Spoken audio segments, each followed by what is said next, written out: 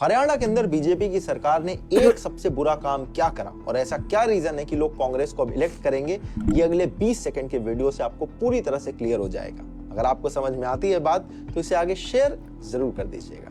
कांग्रेस की सरकार एक नंबर की है भाई। कैसे कैसे ये समझा? कांग्रेस की सरकार होती 5-7 लाख रुपए हम देंगे, मुलाजिम होते। अच्छा, रिश्वत दे देते और नौकरी मिल जाती। हाँ, ये इंसान करप्शन को जस्टिफाई कर रहा है। ओके कांग्रेस का ये सिस्टम अच्छा था। बीजेपी ने हमारे जमींदारों के लिए काम नहीं किया और हमारे बालक को लगाए। अच्छा, बीजेपी बोलती है कि पढ़ के आओ। अब पढ़े यार, पढ़ेंगे क्या, खेत में काम करेंगे। बीजेपी कह रही है कि रिश्वत नहीं चलेगी, सच में पढ़ना पड़ेगा। ओह, जो मैटर है भाई थोड़ा गॉट इट। तो ये तो सिस्टम ही पलट दिया। अब सरकार पलट जाएगी। हाँ, पलट रही है। और हरियाणा के अंदर बीजेपी की सरकार ओके तो बात कर लेते हैं। भाई ने क्लियरली करप्शन को जस्टिफाई कर दिया। ठीक है, इंसान इतना विचित्र जानवर है कि बोलने से पहले एक बार सोचता भी नहीं कि क्या बोल रहा हूँ। 2014 से पहले जिस लेवल का करप्शन फेस कर रहा था इंडिया, कि तुम्हें कोई भी काम करवाना है अपना, छोटे से छोटा बड़े से बड़ा, तुम किसी भी गवर्नमेंट ऑर्गेनाइजेशन या इंस्टीट्यूट में जाते थे तो वहाँ पहले तो घंटों लाइन लगती थी क्योंकि डिजिटलाइजेशन नहीं था कुछ। उसके बाद वही काम करने के जो इंसान पैसे ले रहा है, जिस इंसान को सैलरी मिल रही है, अब तुम्हें उसको अलग से पैसे पे करने हैं अगर तुम्हें अपना काम करवाना है तो। बेसिकली करप्शन यही था और है भी अभी भी। लेकिन 2014 से पहले की रिसर्चेस पढ़ो और अब की रिसर्चेस पढ़ो, बहुत हद तक डिजिटलाइजेशन ने करप्शन को ख़त्म कर दिया है।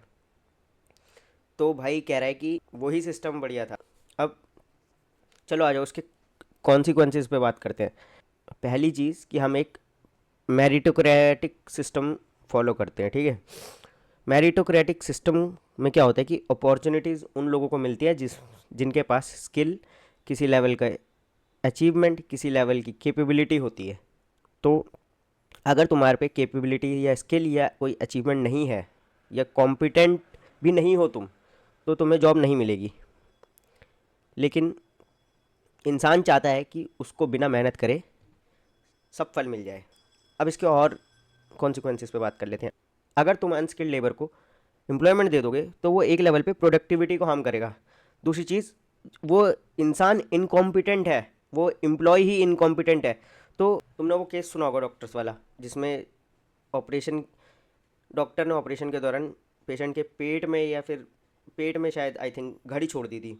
तो इससे क्या होगा, क्या है ये एग्जाम्पल ही है ना ये इस चीज़ का, कि अगर तुम अनस्किल्ड या अनएजुकेटेड पर्सन को एम्प्लॉयमेंट दे दोगे तो क्या होगा, एफिशिएंसी और इफ़ेक्टिवनेस कम ही हो जाएगी ना सिस्टम की।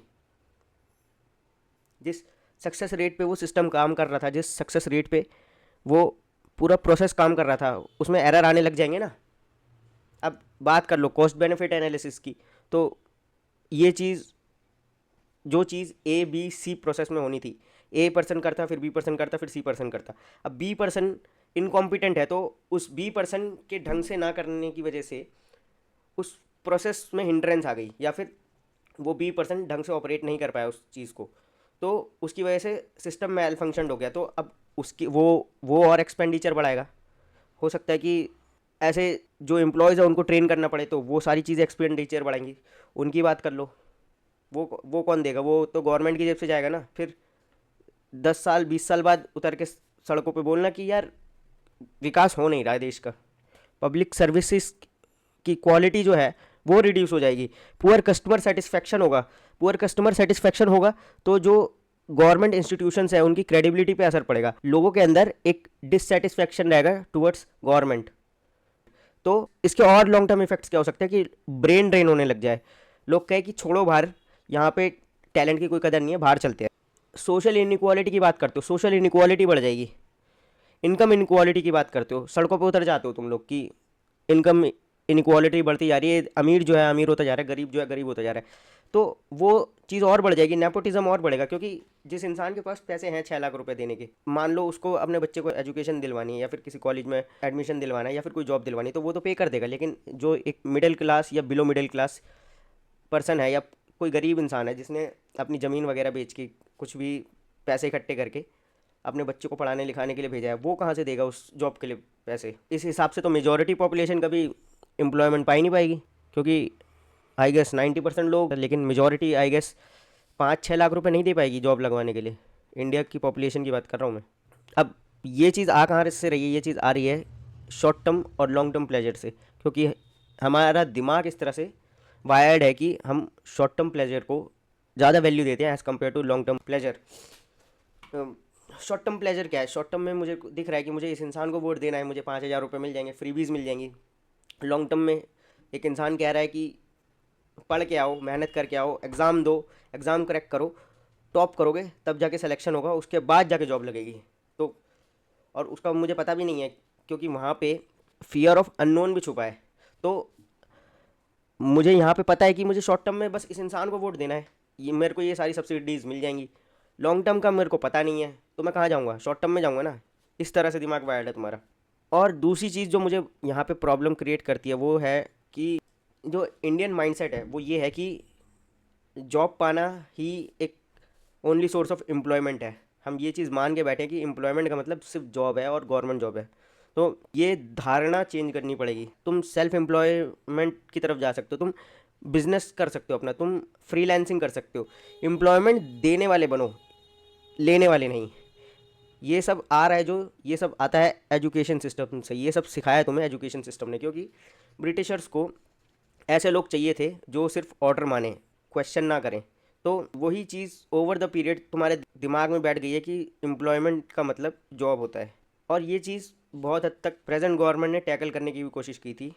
एजुकेशन पॉलिसी जो लेके आए थे 2020 में, जहाँ पे रोट लर्निंग को हटा के क्रिटिकल थिंकिंग को ज़्यादा वैल्यू दी गई थी। तो मतलब बेसिकली जो तुम्हारा व्हाट टू थिंक से हटा के फोकस करा गया था कि एजुकेशन सिस्टम इस तरह से डिज़ाइन करा जाए कि व्हाट टू थिंक मतलब क्या सोचना है, उससे हटा के हाउ टू थिंक पे फोकस करें, कि इंसान को सोचना सिखाया जाए। उसमें भी आई गेस अभी बहुत टाइम लगेगा, क्योंकि एक प्लान बनाना बहुत आसान है, एक पॉलिसी बनाना बहुत आसान है। वो पॉलिसी फेलियर रही या सक्सेस रही वो अगले 10, 20, 30 सालों में जाके पता चलता है। तो शायद और बहुत सारे चेंजेस करने पड़े हमें अभी एजुकेशन सिस्टम में भी, क्योंकि बहुत हद तक एजुकेशन सिस्टम अभी भी वही पुराना ही है। और तुम बात कर रहे हो एम्प्लॉयमेंट की, तो एनडीए गवर्नमेंट क्या है, या फिर कांग्रेस गवर्नमेंट, या फिर कोई भी गवर्नमेंट क्या इतने बड़े पॉपुलेशन को एम्प्लॉयमेंट नहीं दे सकती। 1 लाख जॉब दे देगी, 10 लाख जॉब दे देगी, 1 करोड़ दे देगी, 10 करोड़ लोगों को जॉब दे देगी। 140 करोड़ को तो कोई जॉब नहीं दे सकता ना। तुम खुद ही सोचो, तुम कोई एक बिजनेस स्टार्ट करते हो, तुम्हें 100 लोगों को रिक्रूट करना है, वहाँ पे तुम 200 लोग रिक्रूट नहीं कर लोगे ना। अगर 200 लोग रिक्रूट करोगे तो उनकी जो फीस है या फिर उनकी जो सैलरी है वो कौन देगा? वो अपनी जेब से भरोगे।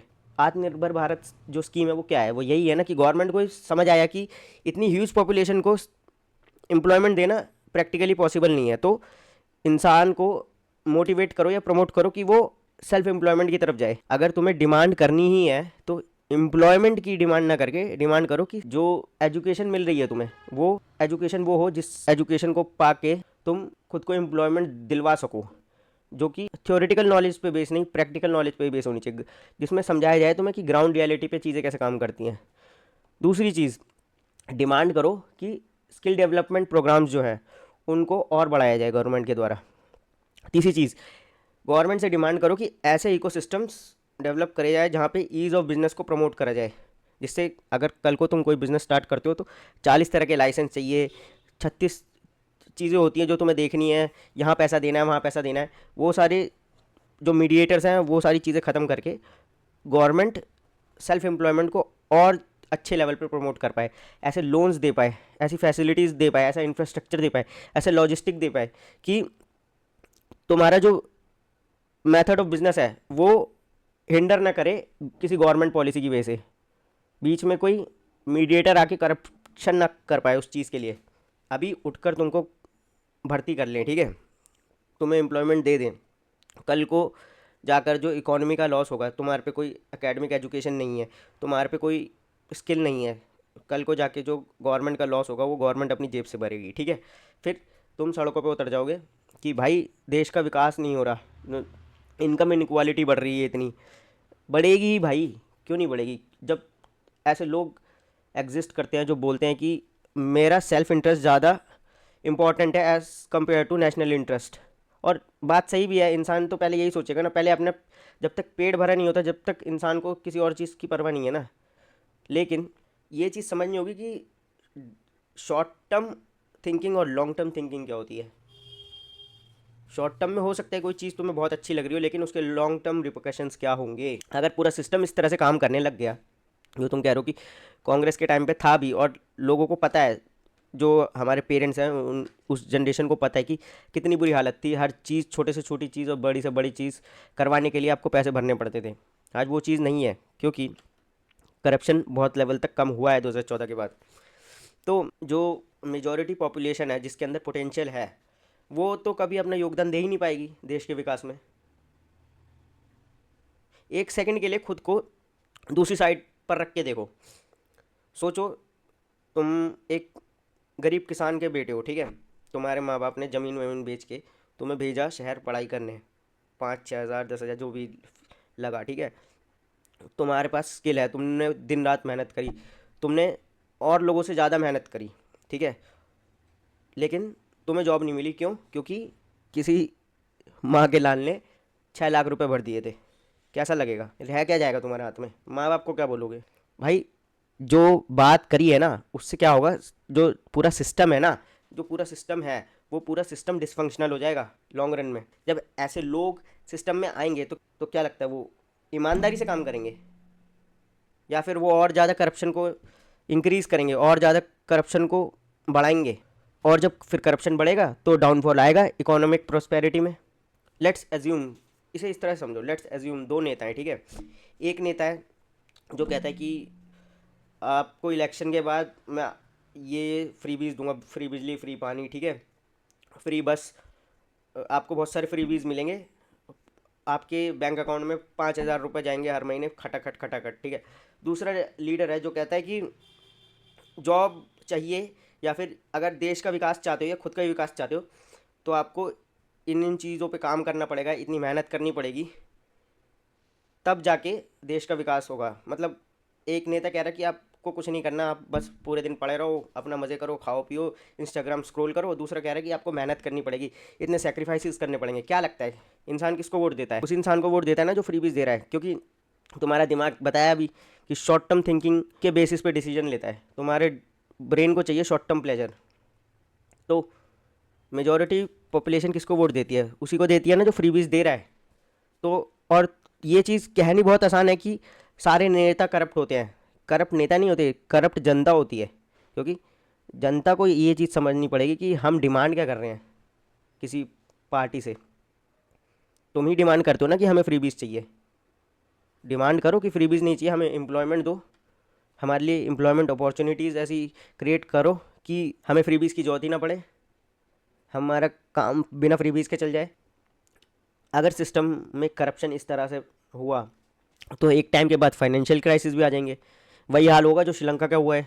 तो ये चीज़ बैठ के तुम्हें समझनी पड़ेगी कि तुम किस कॉज के लिए वोट कर रहे हो, उसके क्या रिपरकशंस होंगे, उसके क्या साइड इफ़ेक्ट्स होंगे तुम्हारे पे, इकोनॉमी पे। हो सकता है उसके तुम्हें कोई डिसएडवांटेजेस ना दिखे शॉर्ट टर्म में, लेकिन तुम सफ़र नहीं करोगे, तुम्हारी नेक्स्ट जनरेशन सफ़र करेगी। या तो बोल दो कि मैं सेल्फिश हूँ, मुझे मतलब नहीं है, मुझे देश से कोई मतलब नहीं है, कोई एलिजेंस नहीं है मेरी देश के लिए, मैं तो बस अपना पेट भरना चाहता हूँ। एक चीज़ और कि हम अभी उस फेस में हैं जहाँ पे शॉर्ट टर्म में लोगों को कुछ प्रॉब्लम फेस करनी पड़ सकती है, लेकिन अगर पॉलिसीज़ इसी तरह से इफ़ेक्टिव पॉलिसीज़ बनती रही, अच्छी पॉलिसीज़ बनती रही, स्मार्ट पॉलिसीज़ बनती रही, तो लॉन्ग टर्म में ये चीज़ बेनिफिशियल होगी। और ये चीज़ कोई भी इकोनॉमिस्ट होगा वो बता देगा।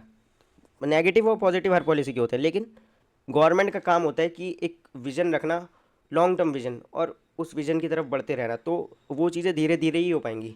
अभी हम एक ट्रांजिशनल फेज़ में हैं, यहाँ पे एक स्लाइड डिस्कम्फर्ट झेलना पड़ेगा जनता को, लेकिन लॉन्ग टर्म में ये हमारे नेशन के लिए बहुत बेनिफिशियल है। और दूसरी चीज़ कि इन कुछ चीज़ों पे ओपनली हमें बात करनी पड़ेगी और डिबेट्स करनी पड़ेगी, नॉट जस्ट मेन स्ट्रीम।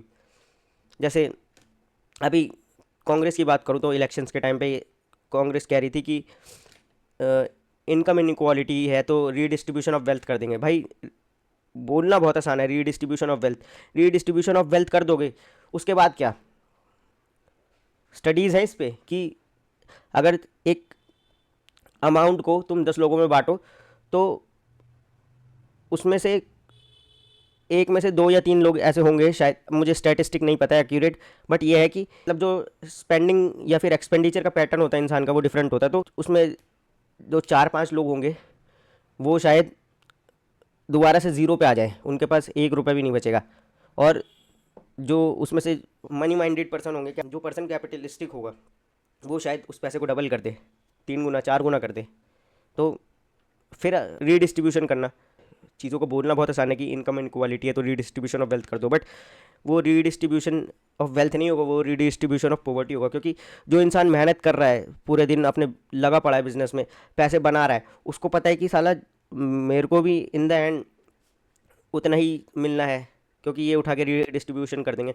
मैंने 100 रुपये कमाए, सामने वाले ने 10 रुपये कमाए, मैंने ज़्यादा मेहनत करी होगी तो मेरे 100 रुपये बने, उसने शायद उतनी मेहनत ना करी हो, या फिर जो भी मतलब रीजंस है, तो उसके पास स्किल नहीं है, जो भी है, तो वो 10 रुपये बना पाए। लेकिन गवर्नमेंट उठा के सबको कह रही है कि हम 100-110 रुपये में से जितने भी लोग हैं उनको सबको बांट देंगे। तो भाई वो इंसान मेहनत ही क्यों करेगा? प्रोडक्टिविटी कितने खतरनाक लेवल पे नीचे जाएगी। चीज़ें पॉलिसी बोलने के लिए बनाना बहुत आसान है कि हाँ, लेकिन 400 चीज़ें देखनी पड़ती है एक पॉलिसी बनाने से पहले। फिर एग्जीक्यूशन में जब चीज़ जाती है तो उसमें 400 डिफरेंट चैलेंजेस आते हैं, उन चैलेंजेस को टैकल करना पड़ता है गवर्नमेंट को। और आई डोंट नो क्लियरली कि ये कौन से थिंक टैंक्स हैं कांग्रेस के स्पेशली जो ऐसी पॉलिसीज़ को सपोर्ट कर देते हैं। कुल मिला के बात यह है कि हमें इन चीज़ों पे ओपनली बात करनी पड़ेगी। दूसरी चीज़ कि गवर्नमेंट को और ऐसे स्किल डेवलपमेंट प्रोग्राम्स को प्रमोट करना पड़ेगा, ऐसा एनवायरनमेंट, ऐसा इकोसिस्टम बना के देना पड़ेगा जहाँ पे बिज़नेस जो है, जो पर्सन बिज़नेस करना चाहता है उसको सपोर्ट मिले। अगर उसको बिज़नेस करने के लिए कोई लोन चाहिए तो वो लोन ईजिली पा सके। गवर्नमेंट देती है ना लोन। क्या है ये आत्मनिर्भर भारत भी क्या है, या ये जितनी भी स्मॉल स्केल बिजनेस स्टार्टअप्स को लोन मिल रहा है वो क्या है? वो एम्प्लॉयमेंट ही तो है। हमें अपना जो पर्सपेक्टिव है वो भी शिफ्ट करना पड़ेगा कि जॉब ही एक एम्प्लॉयमेंट नहीं होती, जॉब ही एक एम्प्लॉयमेंट का सोर्स नहीं है। एम्प्लॉयमेंट का सोर्स फ्रीलांसिंग हो सकती है, बिजनेस हो सकता है। एक लास्ट चीज़, एक कंज्यूमर बनने की जगह एक प्रोड्यूसर बनना सीखो, एक प्रॉब्लम सॉल्वर बनना सीखो। अगर कोई प्रॉब्लम है तो मैं दिख रही है कि हाँ इस देश में एम्प्लॉयमेंट नहीं मिलता, तो या तो एक चीज़ है कि कंज्यूमर हो, तुम कंज्यूम करना है सिर्फ, तुम्हें एम्प्लॉयमेंट चाहिए, या फिर तुम कर सकते हो क्या कि तुम दूसरी साइड आ जाओ कि मैं एम्प्लॉयमेंट मांगूंगा नहीं, मैं एम्प्लॉयमेंट दूंगा, ठीक है। या फिर तीसरी चीज़ ये है कि तुम सोचो कि अभी तुम कंज्यूमर साइड पे हो, ठीक है, तुम अभी एम्प्लॉयमेंट मांग रहे हो, तुम्हें दिखा कि गवर्नमेंट एम्प्लॉयमेंट नहीं दे पा रही है, तो क्या करोगे? या तो बैठ के रोते रहो कि गवर्नमेंट एम्प्लॉयमेंट दो, गवर्नमेंट एम्प्लॉयमेंट दो, ठीक है, या फिर वो जो अंदर तुम्हारे अंदर कंप्लेंट है, उस कंप्लेंट का यूज़ करो, उस इमोशन का यूज़ करो कि अच्छा ये खराबी है इस सिस्टम में, इस वजह से गवर्नमेंट एम्प्लॉयमेंट नहीं दे पा रही, तो चलो इतनी मेहनत करता हूँ मैं कि जो वो लूप होल है कि जिस वजह से ये प्रॉब्लम आ रही है हमारी इकोनॉमी में या फिर हमारे देश में, उस लूप होल को ही फिक्स करूँगा। चलो मैं करता हूँ मेहनत पब्लिक सर्विसेज में जाने की, और ये जो लॉ है इस लॉ को ही हटाता हूँ जो ये अनएम्प्लॉयमेंट की प्रॉब्लम सॉल्व कर सके। या तो उतनी मेहनत करो, या तो जाओ उस लेवल तक, या फिर बैठ के रोते रहो कि इस देश में ये है, इस देश में वो है। 99% लोग यही करते हैं, देश में बैठ के रोते रहते हैं कि सरकार ये कर रही है, ये है, इस देश में ये दिक्कत है। या फिर एक प्रॉब्लम सॉल्वर की तरह सोचना चालू करो कि मैं एज अ पर्सन क्या योगदान दे सकता हूँ, क्या मैं जॉब मांगने की जगह जॉब अपॉर्चुनिटीज़ प्रोवाइड कर सकता हूँ। अगर मैं छोटा बिजनेस स्टार्ट कर रहा हूँ तो मैं 1, 2, 10, 20, 50 जितने भी लोग हैं उनको तो एम्प्लॉयमेंट दे रहा हूँ ना अपने साथ साथ। इस तरह से सोचना चालू करो। ये होती है ना प्रोग्रेसिव अप्रोच। ये नौटंकी नहीं चलेगी कि हाँ हम देश से प्यार है। देश से प्यार होता तो आदमी ये करप्शन की बात नहीं करता, करप्शन को जस्टिफाई नहीं करता। ये तुम्हारा सब दोगलापन है, असल में पढ़ी नहीं है तुम्हें देश की पढ़ी होती तो तुम कहते कि मैं मेहनत करूँगा, कोई बात नहीं, 1 साल लगेगा, 2 साल लगेगा, लेकिन मैं करूँगा। इस प्रॉब्लम को सॉल्व करूँगा मैं, और खोखला नहीं करूँगा अपने देश को करप्शन में डुबा के।